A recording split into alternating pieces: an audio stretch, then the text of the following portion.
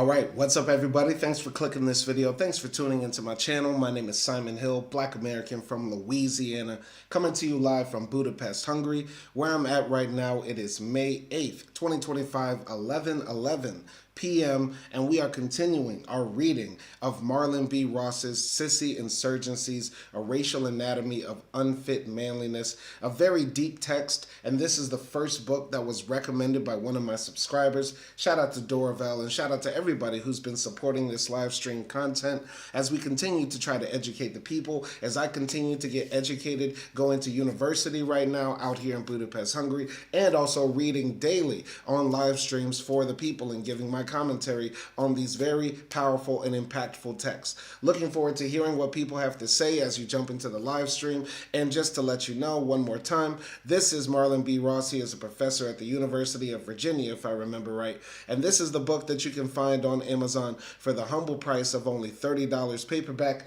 $37 hardcover, and we're going to continue powering through this book. We're still on chapter 1. It's a very dense and thick book, and it's a very interesting book because I haven't done any text related to Black masculinity studies, and I find that to be a very fascinating topic, especially in relation to the idea of the effeminate Black man, and what does it mean to be effeminate, presenting while still maintaining heterosexuality, presumably, because I went into this book thinking that it was going to be about gay Black men, but it's about Black men that exhibit effeminate qualities, and what does that mean in a white supremacist world, which is a very fascinating topic in and of itself.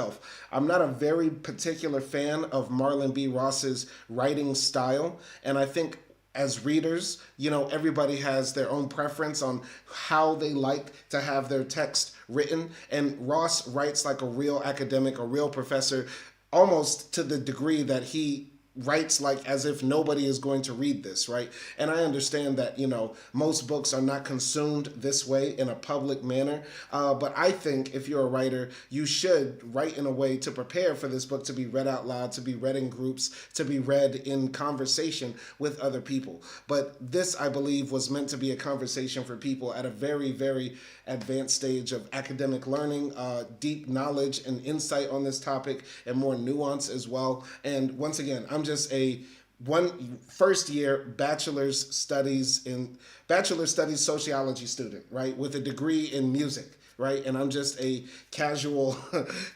reader and an organic intellectual. I'm training to become a professional academic, but this is something that I think is good for me to be exposed to let me know, like, the ceiling is high.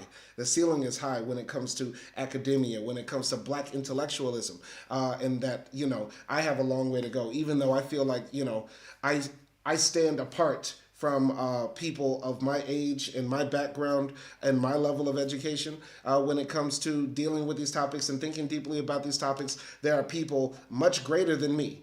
Every time you think you're dope, you realize that there's somebody doper out there, is essentially what I'm learning from reading this book, which is kicking my ass. But hopefully it's not yours, because I know you're way smarter than me, whoever you are out there listening to this. So shout out to everybody who's going to be tuning in. We're going to continue reading right here. I'm only going to be on live for about an hour or so. Then I got to take a nap because I have to teach some English classes. I got to wake up early and teach some more English classes. And then after that, I got a final exam that's about 6 hours long that I got to go to. So it's going to be a busy day for me on Friday. So for the last hour of Thursday, we are reading. Shout out to my guy Kamal for giving me a pound. Shout out to Kamal. Shout out everybody else. And let me know what you think about the sissies. What you think about the sissies. Let's go right here.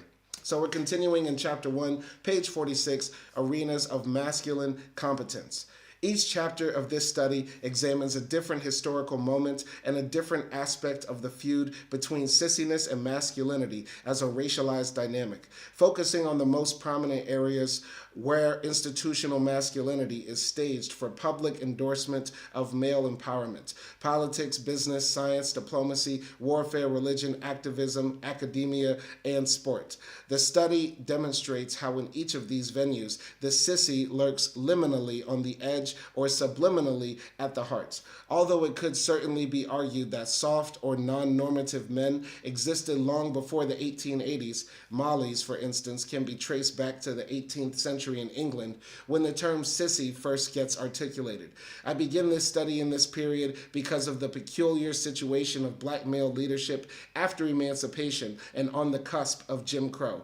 As Chapter 2 takes Booker T. Washington as a formative case, George Washington Carver as a complement and foil, and their accusers as crucial to understanding their unfit manliness, we find that to understand their quite different sissy dispositions, we must consider the actual material structures they negotiate, from Washington's deployment of business enterprise through industrial education while presenting himself as a happy housekeeper to Carver's tangibly effeminate comportment, even as he achieves fame as an agricultural scientist and inventor, vocations usually reserved for the most mannish of men. I think what he's trying to get at here is essentially that black men have to navigate being non-threatening to the white supremacist world through our masculinity, while at the same time presenting a type of manhood that people still respect, because people don't like sissies. They don't like effeminate black people, all right? Go into the comment section. Kamal says, they've got to go, and then an X through it. Who is they? Who is they've got to go? You explain that more, all right? So, in anatomizing James Weldon Johnson's gentle manliness in Chapter 3, we shift from focusing on an all-black institution to go deeper into official institutions of white patriarchal power in the U.S., exploring the gender and racial politics of Johnson's diplomacy and later his activism as the first African-American to lead the nation's premier interracial civil rights organization. Johnson's encounter with the Jim Crow state at home and abroad provides opportunities for examining how he negotiates the white male supremacist military by exploiting the soft resources of diplomacy, a deportment that civilizes him in the face of either dismissive insult while serving as consul in Central America or savage violence in his hometown of Jacksonville, Florida.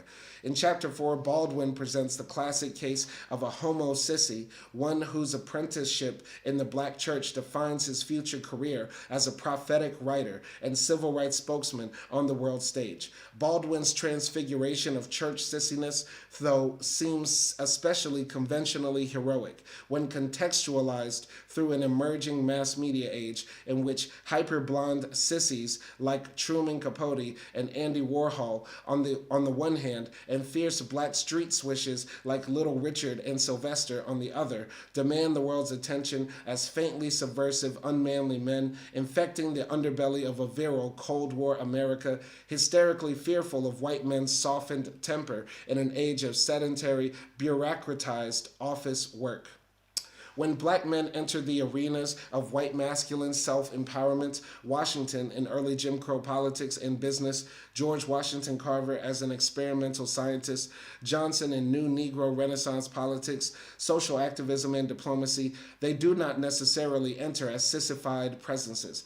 But these prominent cases must make us wonder how black men had to conduct themselves, behavior-wise and morally, over the course of the 20th century as new technologies of cultural dissemination operated to broadcast gender conduct into the privacy of America's living rooms. Chapter 5 brings us into the arena of avant-garde art and elite higher education, arenas where we perhaps expect sissies to be, but until the post-civil rights era, not a place where black men as leaders of American artistic movements or formerly all-white university faculties until Jim Crow is made ostensibly illegal. Chapter 5 focuses on the transitive and fungible dimensions of gender formation to borrow from Snorton to understand how during the modern civil rights era and after, some leading straight black men construct developmental narratives that hinge on a transitive identity as sissy boys while struggling to maintain their public reputation as heterosexual leaders fully equipped to speak on behalf of the manhood of the race. Amiri Baraka, for example, shifts from an ambivalently sissified persona when he is ensconced as a black token in the bohemian art world of Greenwich Village to a sissiphonic metaphorical warrior when he converts to black nationalism in the mid 1960s. Okay, that's shade on Amiri Baraka. That's major shade. But that makes me think, why do I think that shade? Why do I think that shade? If it's true. Basically, what he's trying to say here is that Amiri Baraka before was like this artsy, hippie, pansy type of person, and then later on in life became the militant, hard-fisted black radical, right? So, yeah, I mean, think about how Dr. Umar talks about black manhood and black masculinity. And he implies, if not explicitly says, that young black boys and young black girls become gay. They become homosexuals because of negative experiences they've had in their life, because of sexual abuses they've had in their life, because of the trauma of living under a white supremacist system during their lifetimes. This is an example of like the narratives that have formed, post Jim Crow in our new era, where a manhood for an identity of manhood for black men is still being negotiated. Right? And I really think this comes down to not the actual facts that they're saying that somehow people are made gay or made sissified or something like that. But it's because of the white supremacist system that we live under, where we say that ways of being for certain black people are not natural, and ways of being for other people who even aren't black are unnatural, right? Go into the comments here. Kamal says, males are everywhere, but men are direly in decline. I agree with that. To some degree. But I think, what we define as men has been in decline, right? Because the way we've thought about manhood has been, for lack of a better word, toxic, right? This is the reason our fathers die at 60. This is the reason most men in general have heart problems. This is the reason more men commit suicide, end up in prison, because we imagine men to be a certain type of way. And the certain type of pressure that we put on men to be makes them make bad choices a lot of the times. And even if it's not the pressure that's directly on them that they choose to imbibe in, the choices that men are forced to make a lot of the times puts us in dangerous positions. So we should fight back against patriarchy and toxic masculinity for our own sake, not for women's sake, because who gives a fuck about them bitches? Bitches ain't shit but hoes and tricks anyway. We care about our own selves. You get me? This is what I'm saying. So yes, as we understood, manhood is in decline. But I would say that we need to create a new type of manhood, if that makes sense. But let me know what you think. What is being a man? What is being a masculine man? Can an effeminate man who does his wrists like this and talks with a lisp and is really into fashion and is really into skin routines and is really into manicures and pedicures considered a man? I get pedicures. I love getting a good pedicure. I love getting a good feet scrub and a foot massage and all that sort of stuff. That's why I put that on my channel. Because generally I feel like I present very masculine. But I've never had a problem with anybody calling me gay. I've never felt like somebody calls me gay and that's a direct attack on my manhood. You get what I'm saying? I've never felt disrespected if somebody says I was a sissy or a pansy or a punk or an F word or this or that. You get what I'm saying? So that's why I put on my channel like me getting a pedicure, me wearing pink, me, sometimes twerking in like a Backpack Bandits video, because who cares? I know what I like. I know who I am. I'm comfortable in myself, in my blackness, in my manhood, in my identity. So who cares what people think? You get what I'm saying? But let me know what you think. What is being a man? What does it mean to be a masculine black man? Okay? Anyway, continuing here. So, deeply influenced by Baldwin, he, Amiri Baraka, and other black nationalists exert great intellectual energy to pivot from that sissy influence to a virile black nationalism, a pivot that implicates them in the very sissiness they claim to despise. Confronted on the one side with a black ghetto male stereotyped as hypermasculine, and on the other side with an emerging black brother to brother gay movement and a new white male image of militant gay pride, some black male public intellectuals in the post civil rights movement or moment negotiate the changing climate of masculine conduct by coming out as sissies in memoirs that navigate integrated institutions, academic feminism, cutting edge gay/lesbian studies, Cosby Show style sensitive patriarchy, and a public image of black maleness caught between affirmative action privilege and a masculinely incompetent black male underclass.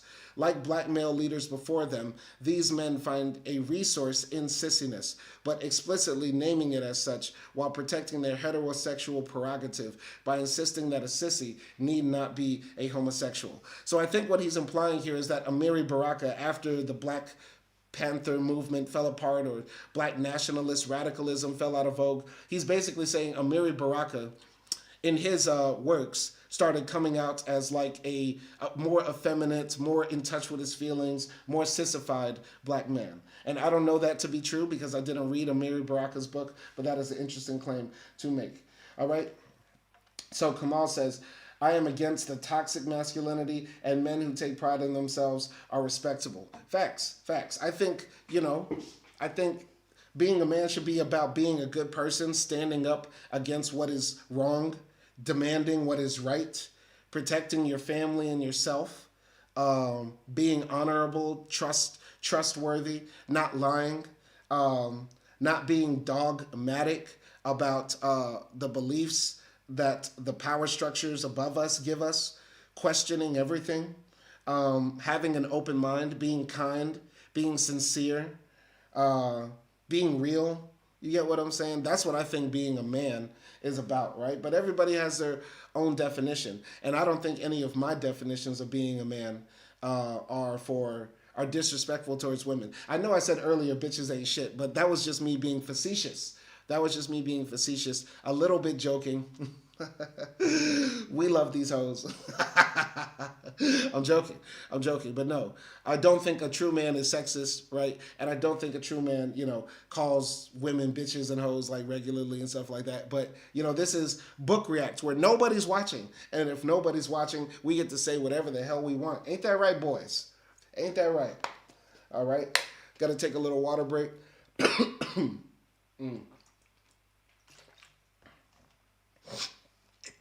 Let's continue. Finally, in Chapter 6, we turn to sports as the most captivating arena of masculine self-empowerment, with perhaps the exception of the military, and the gay sports memoir as the most recent instance of how sissiness haunts rough and tumble masculinity in the era of gay rights. In fact, often modeled on warfare and the battlefield, the arenas and fields of professional sport embody the most spectacular celebration of manly conduct and character. Fixed sites where the nation ritually remands itself by showcasing courageous feats of simulated battle, usually without war's lethal consequence. Go into the comments. Kamal says, right, self-conviction. Absolutely. As a man, you got to have self-conviction. You got to believe in yourself. And he says, spot on, comrade. Shout out to you, Comrade Kamal. Shout out to Comrade Kamal out there. Anyway, continuing here. So, professional sport just might be the last vestige of unembarrassed sissyphobia.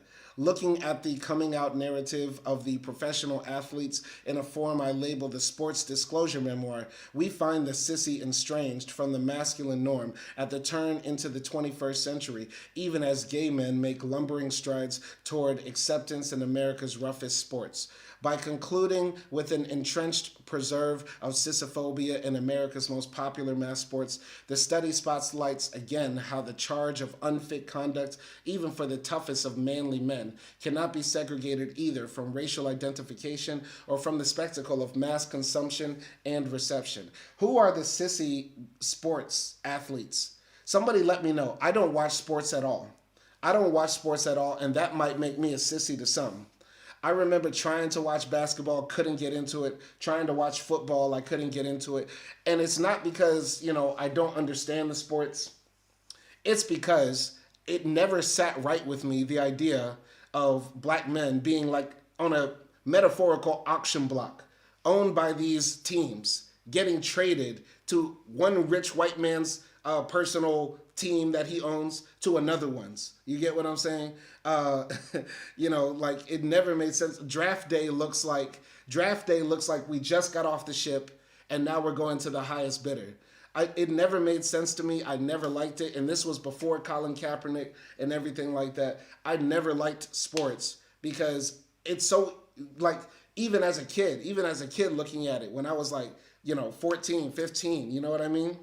Even as a kid looking at it, I could not draw parallels from like slavery to like how professional athletes are treated in sports and talked about in sports. And the fact that you have a whole stadium of basically mediocre looking white men cheering on the biggest, blackest bucks that they could find from the deep south to run a ball back and forth or bounce a ball into a hoop. You get what I'm saying? I can never get into it. It never sat right with my spirit. Something is just wrong with it. So I don't know. I can't get into sports. Somebody let me know though. Who are the gay athletes out there? Who are the sissy athletes out there? Is it Westbrook? Because wasn't Westbrook wearing like skinny jeans a few years ago? I don't know, bruh. I don't even watch sports, bruh. Somebody let me know. Let me know. Anyway, the sometimes subtle, sometimes blunt racialization that configures sissy signification in U.S. culture can help us decipher the non-conforming dynamics that obtain in masculine conduct and character. Like sissies, black men have historically been relegated to gender nonconformity and non-standard sexuality. The persistent gender roles that dominate society has foisted onto black manhood have emphasized either masculine overdrive, the buck, or unmanly servitude, Uncle Tom, either hypermasculinity, natural athleticism, or extraordinary resources of seductive expression in oratory and music. When the black sissy has appeared in dominant mass culture, he is invariably nothing more than a mockery of black men's animal masculinity, an exception that proves the rule. A gender joke whose appearance abets the anxiety and fear that are fueled by black men's overly masculine prowess. Within African American culture, however, sissies are everywhere once we begin to look. The history of racial and sexual oppression has forced black men to take seriously the question of masculine and incompetence and competence, perhaps to a point of heightened and deepened self-awareness of the high stakes involved in conforming to white supremacy's conventions of masculine conduct. Basically saying, if black men acted like men are supposed to act in society, we wouldn't be alive. You get what I'm saying? If we really, treated women like the objects that we're told that women are, and did all the nasty things that basically white men get away with, we wouldn't be alive today. You get what I'm saying? So that's how I'm understanding this. So we navigate a sort of balance between sissydom and also, traditional masculine norms, right? Meanwhile, in the minds of the white supremacists or the white dominant society, we exist basically on a spectrum that on the far end is the buck and the other end is the Uncle Tom. And the closer we are somehow to the Uncle Tom, the closer we become to sissiness to some degree, right? Going on to the comments, Kamal says, no way Simon can never watch a whole American game, and no real men who who concur. Okay. And I know real men who could concur. Okay. Shout out to you, Kamal. And yeah, man, I can't watch it, man. I'm not going to lie. Like, I've watched a few Super Bowls. I've watched a few, NBA championship games. You get what I'm saying? But yeah, following a whole season, I can't do it. And I don't know how people get so deep into it, man. Because number one, it kind of feels like a very much a waste of time.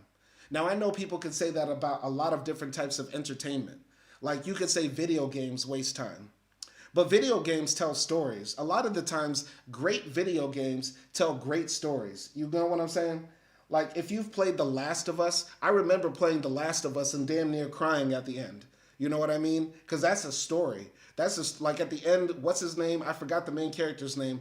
But in The Last of Us, the guy has to choose between saving the girl who they're going to kill to make a vaccine to fight the zombies or whatever, or, let her die so that the world can live, right? I remember playing Final Fantasy, 15, 16, whatever it was, right? and damn near crying at the end because all the characters die. Like what? Like, video games can tell stories. Sports doesn't really tell stories like that. I mean, there are great stories within sports for individuals, but I don't get how people could get so wrapped up in like rooting for a certain team or something like that. You know what I mean? Anyway, Kamal says Chris Rock, NFL stands for Ninja fucking Lord.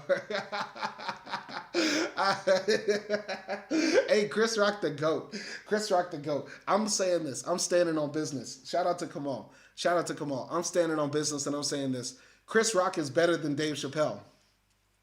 Chris Rock got more quotables than Dave Chappelle. Facts. Facts. Chris Rock got more quotables than Dave Chappelle. Come on now. There's a war going on, and it's between black people and niggas. Come on now. When you first meet a girl, all you do is sleep and fuck and eat and sleep and fuck and eat. Then you sleep some more, then you fuck some. Come on, man. Chris Rock got quotables, man. He's a G. He's a G. Acty says, I had to jump in to defend Dave Chappelle. Stop. See, no. We're not doing this. We're not doing this. Y'all can't. Dave Chappelle don't got quotables like that. Dave Chappelle had a great skit comedy show and a few fire stand-ups. But he don't have quotables. Somebody give me one Dave Chappelle quotable. Other than it's Rick James, bitch. And it's not even him. Dave is an intellectual. He has depth. Chris Rock is an intellectual too, but he's just silly. Plus, Chris Rock got great movies. Chris Rock has great movies. Head of State, CB4. Come on now. Chris Rock has some good-ass movies. Not all of them are great, but his roles have been dope in movies. Dave Chappelle can't act. All he does is smoke cigarettes on stage and talk about trans people. Acty says they are silly movies. Some of his roles have been really good. Like, I Think I Love My Wife. I Think I Love My Wife. I don't know if, Acty, you and I watched that movie before, but that's a really good movie. I Think I Love My Wife is a really good Chris Rock movie. Kamal says he broke down the NFL and Never Scared 2004, comparing black NFL stars to super slaves. Facts. Chris Rock is a G. He's a G. Come on now, super slaves. That's a quote in and of itself. That's a quote in and of itself. And I know it was fire. I haven't seen Never Scared in years. My favorite Chris Rock joke. See, this is the thing. You can't even think of I've watched more Dave Chappelle stand-ups than I have Chris Rock. And if I think about it, more of my life has been watching Dave Chappelle. But when I think about Chris Rock, those quotes he gave are instant. Like, for example, Chris Rock told a joke, you don't know racism until you meet an old black man. You don't know racism until you meet an old black man. Old black man see a white man and he say, how you doing, sir? Oh, it's good to see you, sir. Get on now. Then as soon as that white man leave, he say, cracker ass cracker, fuck that cracker ass cracker, I'll kill that cracker ass cracker. That's funny as hell. Chris Rock is a G. He's a G. Chris Rock is a G. Oh, remember when Chris Rock said, I don't know which one it was. I don't remember what stand-up. But Chris Rock said, white people listen to hip hop just to say the N-word. Like, for example, they be listening to Dr. Dre in the car and he say, rat-a-tat-tat, rat-a-tat, rat-a-tat. I never hesitate to put a nigga on his back. I never hesitate to put a nigga on his back. Like, Chris Rock got quotables, man. Come on now. Nobody said one Dave Chappelle. Acty says, do you think Chris Rock was in the Freak-Offs? Yes. Next question. Okay. Chris Rock is the stand-up king. Chris is the Rock of stand-up comedy. Facts, man. He's the G. Chris Rock better than Dave Chappelle. And Dave Chappelle is the GOAT too, but we don't put enough respect on Chris. Anyway, I want to ask y'all though, back to the topic of sissiness, masculinity, and black manhood. I want to ask you this. When we look at Dave Chappelle's or Chris Rock's, how can I say this, performance on stage, which one presents more like a sissy? Which one presents more like a sissy? I argued in my last live stream that every great black entertainer gender bends to some degree. And I'm also going to include comedians as well. When we think about Eddie Murphy standing on stage in a tight leather outfit with his crotch showing and stuff like that. When we think about, to some degree, I'd argue um, somebody like Richard Pryor to some degree. Richard Pryor in his mannerisms and affect really presented as effeminate. When we think about Paul Mooney had rumors all of his life that he was gay, right? And he nodded his head like a sassy black woman, you know what I mean? Like all of our aunties. Who presents more effeminate, Chris Rock or Dave Chappelle? And I gotta say this one more time to make it even deeper. When Chris Rock got slapped on stage by Will Smith, when Chris Rock got smacked on stage by Will Smith, and he laughed and joked it off in a room full of white people, is that an example of sissiness? And what does that mean for black masculinity, that a black man has to take being attacked by another black man, and we would then define that as sissy? So that's a deep question. I would like to know what the people think about that, because I think that relates to the book. So anyway, continuing with the last sentence of this chapter, sissification is just one way, but a crucial one, that African American men have negotiated the multiple binds of a coercive black masculinity, suppressed in its potential kinship with white male supremacy, beckoning toward alternative tenors of manliness, even while trapped by the domains of empowerment that a hard masculinity insistently promises. Interesting stuff. I love this. I love this conversation right here. We're going to jump into chapter 2. Okay. Acti says Dave feels more effeminate to her. And I would like for you to expound on that. How does Dave Chappelle come across as a bit more effeminate? But I would argue that I don't disagree that Dave Chappelle is not effeminate. I agree he does present as effeminate to some degree, right? And I think that's because in a lot of ways, Dave Chappelle still comes across to the mainstream society not that much different than Kevin Hart to some degree, as a black man who is generally, how can I say this, pliable, friendly, non-abrasive to the white power structure. And I think that at the core of black masculinity is a problem.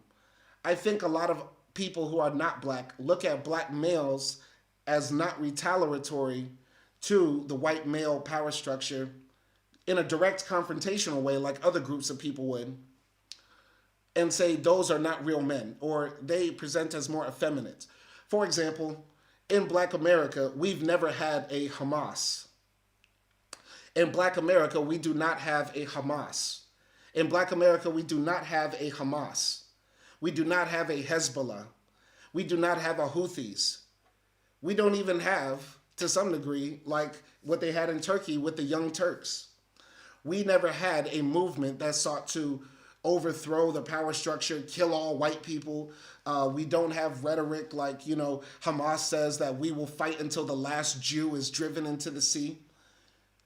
A lot of other groups of people, when faced with less oppression than black people, react in ways that are more violent, that are more direct and confrontational. Black people in general have not taken that route. You will not find most black people, from America at least, will say they hate white people, or they want to burn America down to its core, or they, want to fight until the last white man is driven back into the Caucasus Mountains.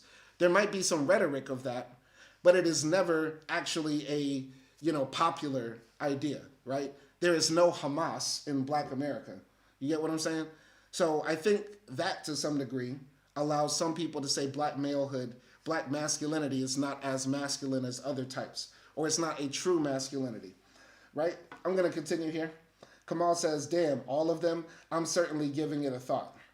Acti says, May is because he is a bit more emotional in his jokes and he is deeper, pause. Okay, Acti, I got Acti saying pause.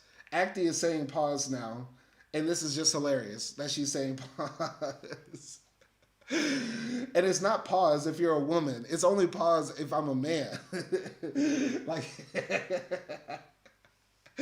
You can't say Dave Chappelle is pretty big, pause, as a woman. But if I say, oh my God, y'all are funny, man. Acti says, I don't know, Chris feels more traditional, sprinkled with a bit of sexism, if that makes sense. He has uncle energy. And Chris Rock has uncle energy. I guess so, man. I guess that's the thing, man, about perception. About perception. I mean, you know, I think all of us will perceive these famous people in different ways and perceive ourselves in different ways. But I think that there is some underlying action they do that helps their success, in that they still allow their masculinity or their gender to bend, right? On stage. Kamal says, good point.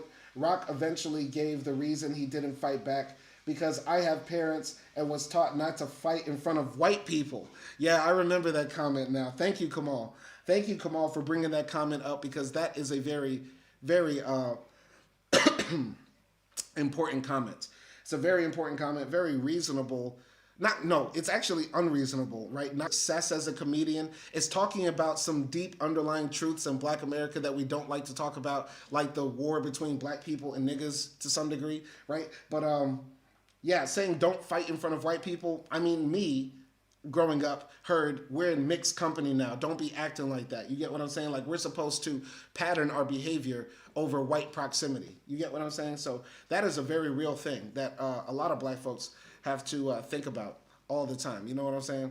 So yeah, it gets very real. It gets very real. So thanks for bringing that up. Come on.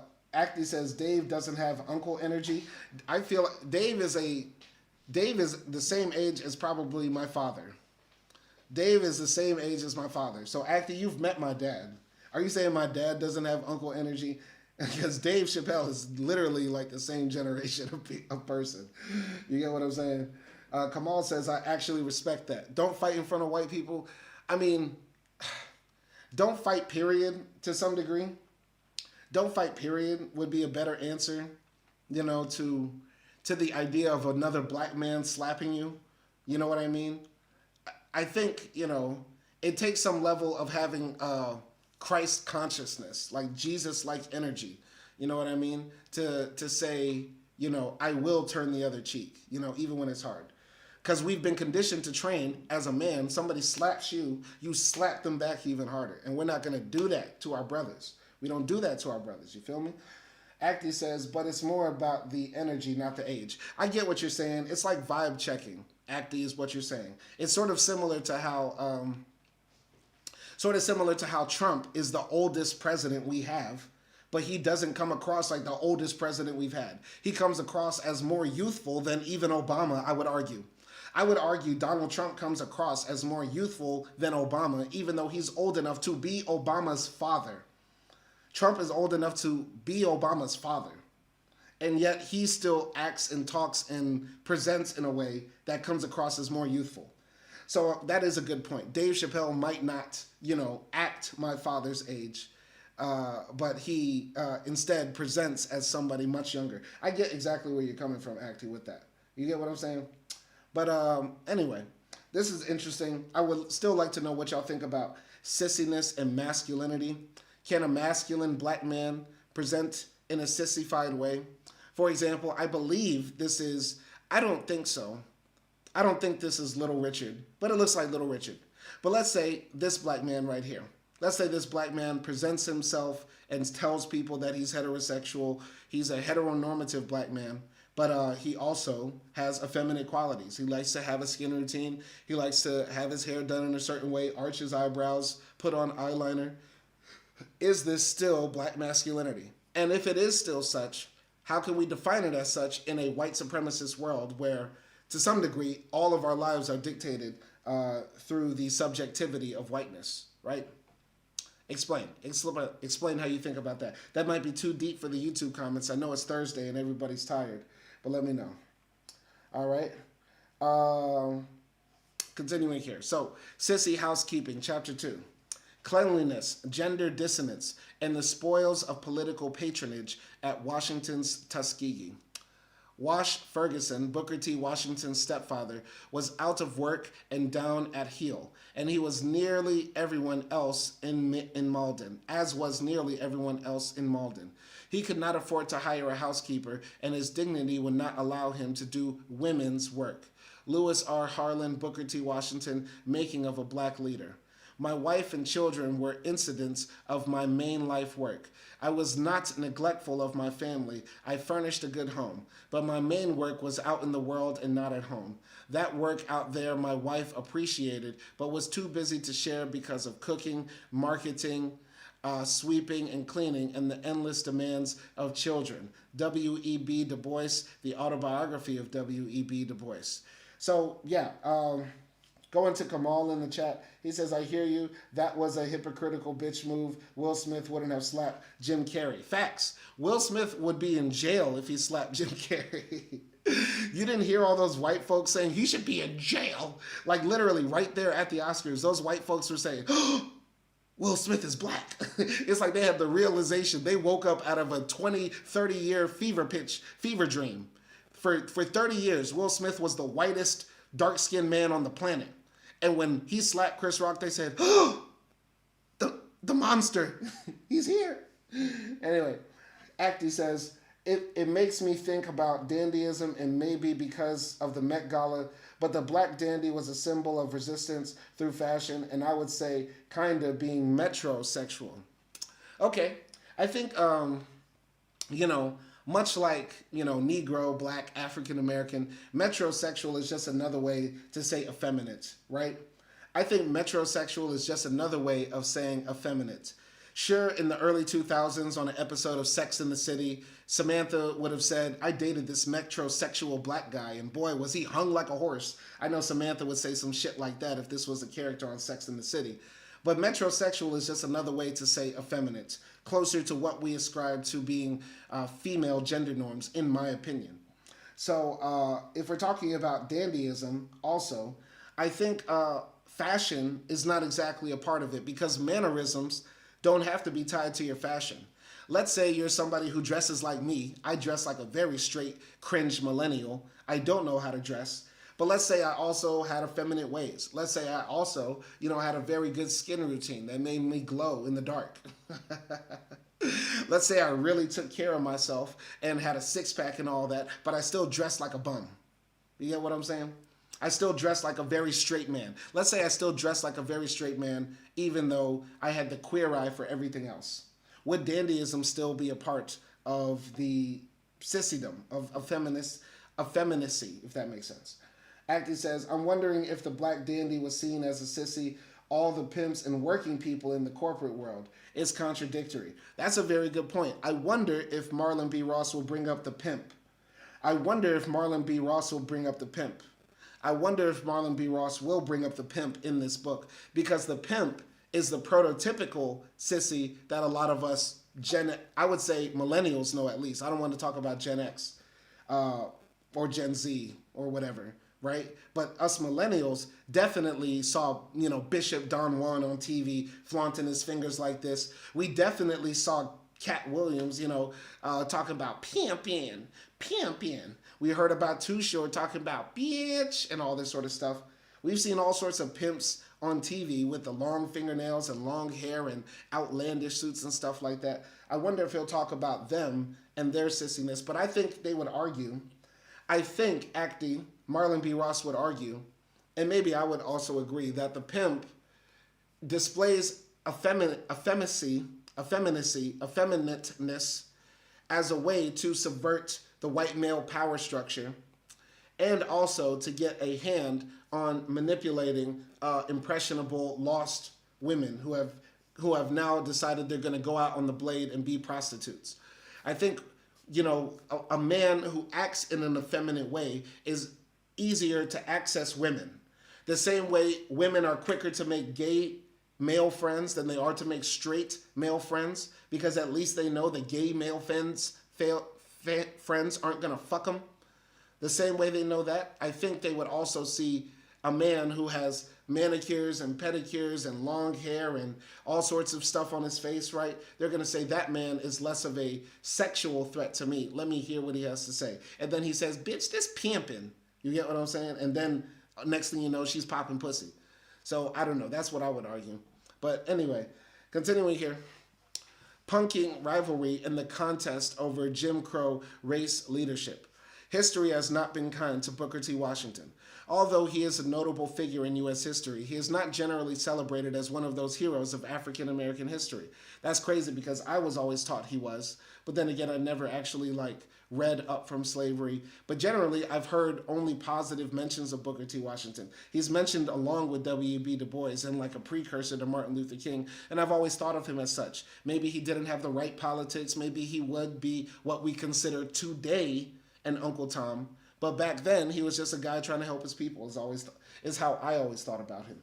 Kamal said, "I believe he can. Prince pulled it off despite the flamboyant image, and several friends, including Morris Day, affirmed Prince was as straight as a gate and masculine. He ruled with an iron fist." Yeah, so I think I agree with you, man. I mean, I don't know that much about Prince. I've never been a major fan of Prince. It's just because I haven't been exposed to his music as much. But I know he's a musical genius from what I've heard and what I've, seen in documentaries and stuff about him. But yeah, I think Prince definitely gender bended to get where he wanted to go. And I think the biggest artist of all time, Michael Jackson, definitely gender bended. What about Michael Jackson's sissiness? Tell me what you all think about Michael Jackson's sissiness and his gender bending to make his art go farther. Let me know what you think about that. So, Washington's politics of accommodation, temporary public acceptance of Jim Crow separation and discrimination while building up the race through skilled labor and autonomous business enterprise seems to have lost out to the egalitarian politics of his adversary, W.E.B. Du Bois.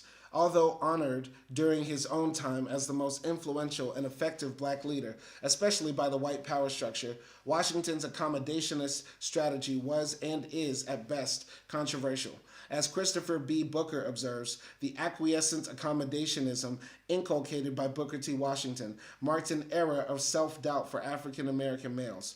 This accommodationism peaked during this era, when an all-out assault on the black male's character had been in progress for several decades.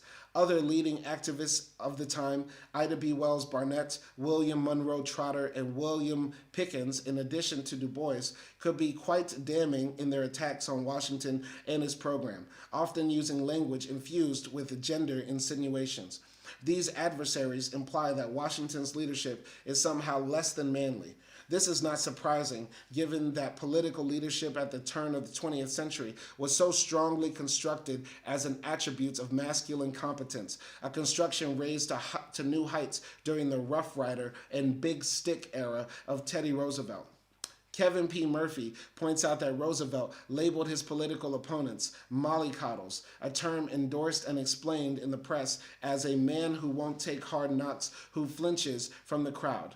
By linking their critique of reformers to the stigmatization of the sexual invert, Murphy writes, "Party stalwarts discovered a powerful rhetorical weapon with which to oppose reform." Similarly, Alan Trachtenberg explains how reformers and genteel intellectuals who stood above party battles invited the scores of the regulars, a scorn couched frequently in images, fusing anger at feminizing culture with sexual innuendo, the manly braggadocio of the stalwart, politically hermaphrodite, Miss Nancys, man milliners. In such disputes, both sides resorted to the distinction between the realm of the feminine against the realm of the aggressive masculine. Going to the comments, Acti says, "One of the reasons why I love Michael Jackson is because he is so soft and sensitive, almost like a child, and then we would see him in videos portraying himself as a masculine man. I think that Michael Jackson we saw in videos was almost like an alter ego." Yes, I agree. An alter ego. I agree with you, Acti. I agree with you too. I think Michael is interesting because there is some softness to him, but I think, yes, like you said, his softness is more attributed to like his childlike nature. "Hey, I got a pet monkey. Hey, you want to go to Neverland Ranch? Hey, I'm Peter Pan." You know what I mean? Like he created sort of like a like you said, an alter ego of like this childlike figure. Now, I gotta say, I was born in 1990, so Michael Jackson is technically not of my era. Michael Jackson is technically not of my era. Like, the only hit he had during my time of cognizance was like butterfly. You get what I'm saying? Like I wasn't around for all of that. But I definitely think my parents and like my older cousins and stuff like that, they kind of saw Michael Jackson grow up. You know what I mean? My uncles, my aunties, my parents, they saw Michael Jackson grow up and they saw that this was a boy who didn't get to grow to be a man, even though his body got older. So yeah, I think some of that childness also influences his softness. But I don't think we can get past all the cosmic surgery and the point where he looks like a white woman, the ultimate symbol of feminism, feminization, femininity is the white woman. In a white supremacist world, the white woman is the ideal of what femininity should be like. And I do not, also forget, that he really straightened out that big flat bell pepper nose. You get what I'm saying? Michael Jackson really took that beautiful, melanated Egyptian nose, that Nubian nostril. He took that Nubian nostril and turned it into a Caucasian catastrophe. You get what I'm saying? So, anyway, Acti says the softness was just his personality. I wouldn't necessarily say he's a sissy. It was a different time, though. I think we also forget Michael Jackson is a man of the, 50s? So I think Michael Jackson, like there was a time I remember somebody asked Michael Jackson, is he gay? Because there were rumors that he was gay when he was like a teenager, right? And somebody asked him, Michael, are you gay? And he says, no, ew. No, I'm not gay. Ew. That's so gross. You get what I'm saying? So Michael Jackson was like a nigga of the 50s, bro. So like that Michael Jackson probably had wild opinions about things that we would probably say, yo, Mike, chill. Michael Jackson might start talking and he might sound like a Republican low-key. So anyway, Acti says there wasn't as much awareness about beauty standards. No, there was awareness about beauty standards. Come on now. Mike knew about beauty standards. Mike knew, I know how I'm going to get ahead. I'm going to look like Brooke Shields. Michael knew if I'm going to get ahead, I'm going to look like Farrah Fawcett. Michael knew about beauty standards. Don't do that. Oh, Cher, she's so beautiful. I'm going to become her. Yeah, stop. Michael knew what the fuck he was doing. Stop it. Okay. Anyway, let's continue. Although Washington and his adversaries were already barred by Jim Crow from what Murphy calls the rough and manly world of politics, and although Washington's adversaries never resorted to such ferocious terms as mollycoddle or Miss Nancy, they still had recourse to the gender invective that powerful white men exploited in their jockeying for power. Du Bois's pivotal 1903 book, Souls of Black Folk, attacks Washington's leadership amid his own paroxysms of gender anxiety, expressed through proliferating images of aborted manhood, impotent husbanding, and tragic wasting of phallic seed. Articulating his celebrated definition of double consciousness, he writes, the history of the American Negro is the history of this strife, this longing to attain self-conscious manhood, to merge his double self into a better and truer self. Du Bois laments that in the past, these powers of body and mind have been strangely wasted, dispersed, or forgotten. In Du Bois's essay, Mr. Booker T. Washington and Others, 1901, included in Souls of Black Folks, he uses the same kind of imagery to issue a direct attack on Washington. Mr. Washington's counsels of submission overlooked certain elements of true manhood. And again, Mr. Washington withdraws many of the high demands of Negroes as men and American citizens. In the history of nearly all other races and peoples, the doctrine preached at such crises has been that manly self-respect is worth more than lands and houses, and that people who voluntarily surrender such respect or cease striving for it are not worth civilizing. Going to the comments, Acti says, yeah, but it was a time everyone accepted the beauty standards. That's what I'm saying. Today, people speak up about different things related to appearances, like plus-size models, models with vitiligo. He didn't have that general support at his time. Okay, so you're saying, like, if Mike, went through all of those transitions today, let's say Chris Brown did the Michael Jackson. Let's say Chris Brown did the Michael Jackson. Let's say Chris Brown tomorrow came out looking like she came out looking like Billie Eilish. We see Chris Brown tomorrow and he looks like Billie Eilish. Acty, are you saying that we're going to accept Chris Billie Eilish Brown? That we're going to accept Chris Brown with some tig old bitties and green eyes? Are we going to accept green-eyed, tig old bitty Chris Brown? Because that's going to leave a lot of niggas sexually confused.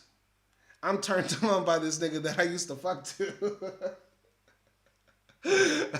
I really want to take you down.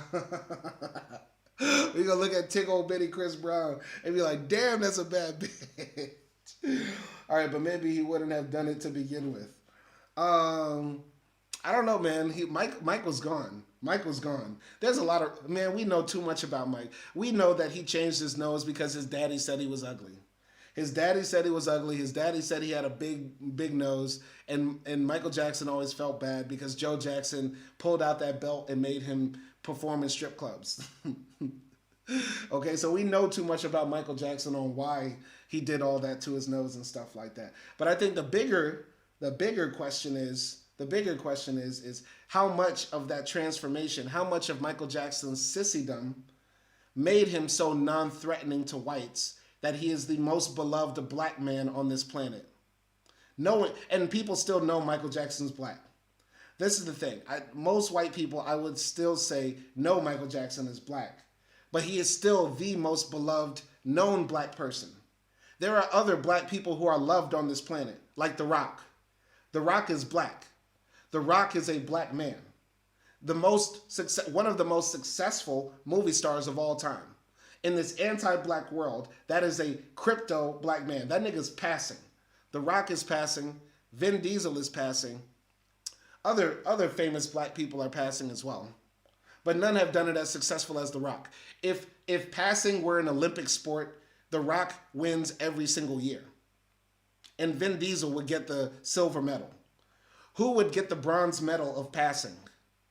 Who would get the bronze medal of passing while being beloved by white folks? I don't think anybody beats The Rock or Vin Diesel. And Michael Jackson's sis, Drake is up there. Acty says Drake. Drake is definitely in the running of being the greatest of all time in passing. Is Drake, I want to ask, and we only have one semi-white person here, white adjacent person here. White passing person. Acting as a white passing person. Acting as a white passing person. How much do you think non-black people know Drake is black? Would you say it's about 80%, 70%, 60% of people know that Drake is black? Because Drake could get the bronze medal of passing. You think 80% know he's black, then he can't get the gold medal. Nobody can know you're black, but you have to, that's the thing of passing, because if 80% know you're black, you're lynched. If 80, yo, somebody should make this a video game. Somebody make it a video game where you have to pass in society from your birth till death. And the video game literally lasts 80 years. The video game should last the lifespan of an average person. Let's say 70 years. You play this game for 70 years, and if 80% of the people know, like you see the meter going up slowly over time, then you get lynched automatically. All right. Kamal says, Joe compared Michael Jackson's nose to a potato. Now that's just funny. That's funny. If your daddy roasts you for your nose, that's hilarious. And the thing is, Joe Jackson got a big ass nose too. Joe obviously gave his son his nose. Joe Jackson obviously gave his son his nose. So I don't get why he hated on Mike so much. You know what I'm saying? Anyway. So, I'm going to continue here. Where was I? So, Washington's strategy would sap the manhood of any race in the long run. Du Bois quips. As Hazel V. Carby explains, beneath the surface of Du Bois's work, despite his advocacy of sexual equality, there is a conceptual framework that is gender-specific. Not only does it apply exclusively to men, but it encompasses only those men who enact narrowly and rigidly determined codes of masculinity. For Carby, when Du Bois attacks Washington for his sycophancy and selling out to commercialism, the former figures this gender-comprised compromise by making Washington the metaphorical equivalent of the black mother or the black female prostitute who succumbs to the lust of white men.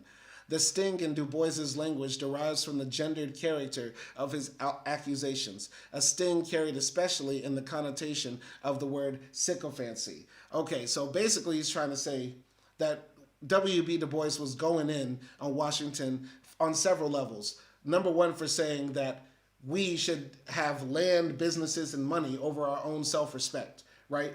And that's a very valid argument. I don't think that all the money in the world is going to make white people respect us or us respect ourselves. You get what I'm saying? And buying into capitalism just recreates the cycle of oppression of people, right? We should have the same rights and dignities in our country, whether we own 1 million acres of land or none. You get what I'm saying? And secondly, he's trying to say that Du Bois was attacking Washington by saying that, you are leading men astray, essentially. You are not letting black men be full men because you want us to kowtow to white people and bow down and just focus on our business, right? Our skills, our trades and stuff like that, right? Anyway, we're going to read this last paragraph and then we're going to wrap it up. And if you have any last comments, questions, put it in, and then we're going to call it a day. So, the language of sycophancy strongly connotes an inappropriate mode of conduct engaged in specifically by men as men. That is, conduct that is sissifying insofar as it is effeminizing. Du Bois is implying that Washington is behaving like a particular kind of male, one who, rather than deploying his manhood power self-assertively, instead chooses to cling parasitically to another man whose greater political clout he hopes sneakily to wheedle for his own perverse ends. As the Oxford English Dictionary reports, quoting from a 19th century English historian of ancient Greece, this label was applied to a class of men who were universally odious, the informers, or sycophants, as they were called at Athens. For centuries in Europe, the term constituted one of the most vile epithets that could be tossed at any male who seemed to beggar another man's patriarchal authority, presumably because he lacked the capacity to wield his own. A mean, servile, cringing, or abject flatterer, a parasite, toady, lick-spittle. While it has historically been seen as appropriate for women to be flattering and obeisant to a powerful man, indeed, this was considered a female's natural character.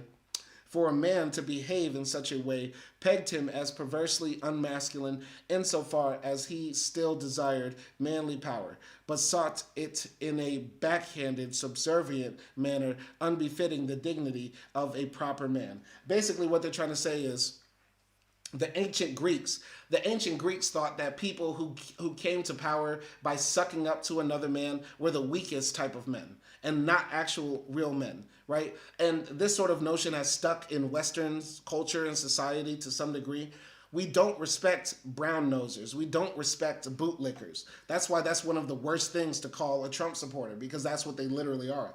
They are Trump supporters. They are dick suckers. They are basically brown nosers. They'll have their lips to the ass of their Lord and Savior, the orange bastard, all day, right? For example. We don't respect those type of men, and generally we talk about them as if they are women, because we, as men, in the patriarchal traditional way, said that women are supposed to gain power over men by sucking up to us, by being servile, by bending over backwards to our whims, and using backhanded tactics to reach the pinnacle, right? But a man should not do that. So that's what he's trying to imply, that W.E.B. Du Bois is laying this attack on Washington as, you are not a real man. You're trying to get power from the white man by doing it a roundabout way, by kissing up to them, right? So, while a phrase like sapping manhood enables Du Bois to sound the alarm concerning the general unmanliness of Washington's behavior, the belittling epithet, sycophant, enables him to classify Washington within a species of degenerate men mocked by more vigorous politicos for centuries. In this sense, Du Bois is punking Washington, to use an anachronistic term that nonetheless captures the nastily gendered nature of the charge, rather than simply analogizing him to a black mother or prostitute. As Carby observes, Du Bois more insidiously also sizes up the conduct and character of the wizard, man to man, by judging him to be among the most odious species of man still classifiable, if barely as a man. Woo! As noted in Chapter 1, there is no evidence that Washington in any way displayed the physical or physiological attributes of a sissified figure in his comportment, attire, manner, posture, gait, speech, or gesture. His adversaries are not, in this sense, attacking his persona per se. They are instead attacking his social habit and his ideological practice of embarrassing the ambition of black men in their attempts to achieve all the social, political, and economic attributes of manhood citizenship, as defined by the federal and state constitutions as a male right in contradistinction with women, non-naturalized resident immigrants, and male youth under the age of 21. Interesting stuff here. Anyway, we're going to wrap this up. Shout out to my guy Kamal. He says, great live as always. Shout out to you, Kamal, for jumping in. Great comments. Always come in and comment and chop it up. We can talk about anything, and we'll always try to tie it back to the text. Shout out to Acti as well for jumping in. A lot of interesting comments. Great conversation about Michael Jackson, etc., stuff like that. And y'all let me know what y'all want me to read next. More content coming soon. More movie reviews coming soon. More other great stuff coming soon. Y'all be easy out there, and peace.